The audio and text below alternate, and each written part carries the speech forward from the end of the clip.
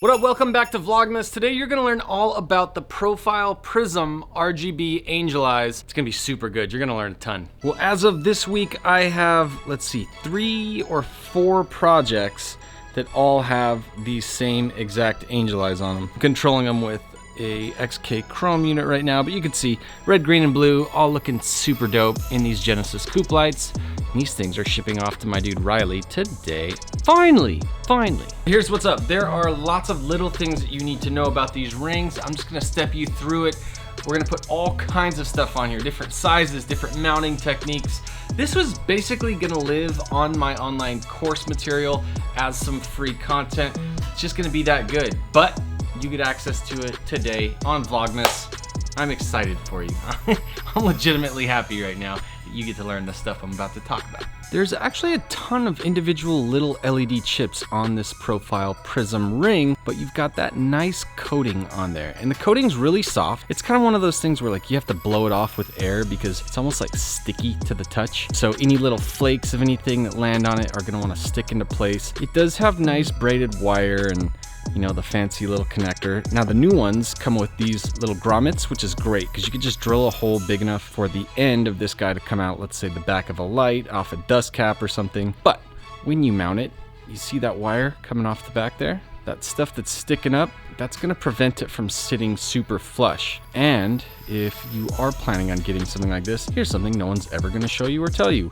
It's kind of hard to get this thing to sit super flat. Even if you use the nice little mounts right there and you mount it with the techniques that I talk about using, you know, you're still gonna have to accommodate for this odd shape here, whether it's coming straight off the back, going straight backwards like that, or however it's mounted. It's gonna be difficult. Now this is gonna be inside of a GTR headlight, so I'm gonna actually shave those little tabs off. I see a lot of guys using the fishing line technique where you wrap some clear fishing line around this. Not as big a fan of it. I used it on the RX-8 project recently for Colette Davis.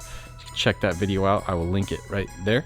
Anyway, let's show these things up close and I will show you something from an old project that I very desperately need to replace and ship out. Okay, so a while back I was doing a little how-to video with these rings showing how I prepared a whole system, very much like these custom Genesis coupe lights, where they have 2 rings in each light. This system actually has 1 ring for each light, so it'd basically be the same thing as this, just minus that whole high beam projector unit in there.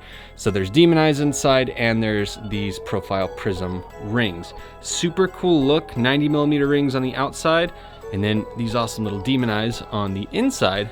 But the problem is, something that you don't usually get to see is that these brand new products that are from a great manufacturer, they're high quality, I just showed you a bunch of stuff, they have a downside. They're not freaking infallible. Look at that, those little LEDs are out. So see how you can see all the little dots? This is with the camera. My eyeballs see a very different picture right now.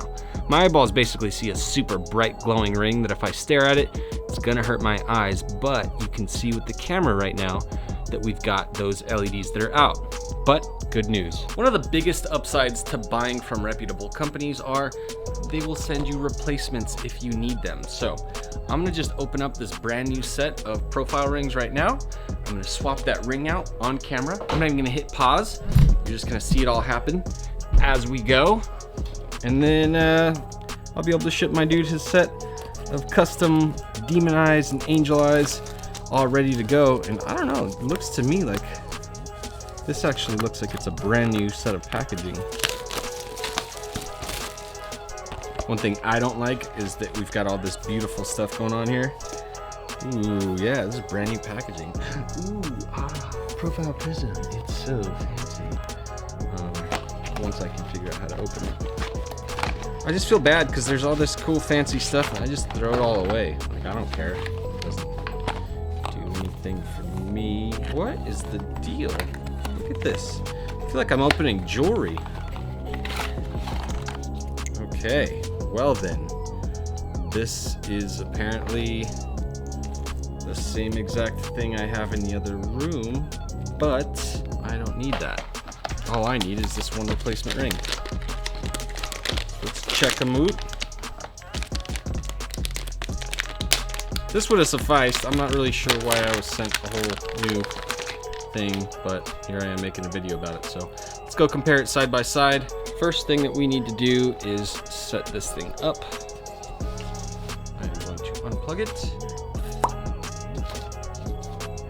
Plug the new one in.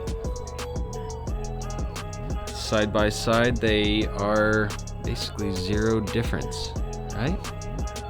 I almost want to say the new one looks brighter, but I don't think so. I think it's just because the other one's been on for a minute. They look totally the same here. Cool, well, now this custom little wire harness setup is good to go. Now we can talk about some of the specifics on these rings, how they actually look. Ooh, my boy Jonathan just rolled up. And he's about to hit 1,000 subscribers on YouTube, in part thanks to you guys that have followed him. Let's see him. So I was gonna show you just the ring, and then I thought about it and I was like, wait, why don't I just do this with both and just show you everything on the bench right now? So yeah, let's just do that. Here's something that no one ever talks about, is the input and output, this whole setup right here. I'm gonna break it all down for you. You have a very important black wire right here that needs ground in order for the RGB functions to work. I had a customer the other day hook all this stuff up, but not these, and the rings didn't light up. It's because this grounds the whole thing, so it needs that. This orange wire right here, you don't need to hook this up. This is to basically override the RGB settings and turn it to flash amber, and then these are going to be your standard RGB connections. So you got black, red, blue, and green on the output side. On the input side, you got the same thing, black, red, blue, and green. This is going to make life way easier because I do have this little connection, and it happens to be in the same wire colors as the input side of here. So if I plug this little dude in, normally on most RGB products, all I would need to do is give power to this black one and then ground to the red, green, or blue, and it would be good to go. But look what happens, and people freak out and they plug this thing in and they're like, oh no, the thing doesn't work, I need a new one, it's messed up. But remember, it doesn't have enough ground right now. So look, even when I just try to hook up that blue, it's like, nah, too much, you're asking too much of me. Little bit of red, little bit of green, and then look what happens as soon as we plug in that black connection. Boom, fairly brighter, right? Looking good. And of course, if we hook up all the wires, then we're getting all these different colors, and this is like everything on at the same time. Super, super bright white. Like you can't see individual dots. If there's any way that the camera is picking up individual dots right now, I'm squinting and looking away from it. Like it's really, really bright. The other function, like I talked about, is the turn signal. So that's amber, which is overriding the green. Or if you had, let's say, like all the things hooked up and you want it to be like switchback, then you could have white, changes to amber, back to white. You got your nice tried and true switchback setup. So you can do this at the driver level, meaning you're using this guy to actually change it. Or you could use something like the bonus wire on the XK Chrome units that I use, and that will change it to amber and anything else that's plugged into that channel. The nice thing about doing it this way is that you could have multiple products that are all hooked up to one XK Chrome controller, and then you can individually control those products at the headlight level as opposed to at the controller level, and make just one of them turn amber by this little input wire. So definitely nice to have both options. All right, let's go check out the 90s installed in those Genesis coupe headlights again. We'll do some cool little slow-mo and some music, and it'll all be beautiful.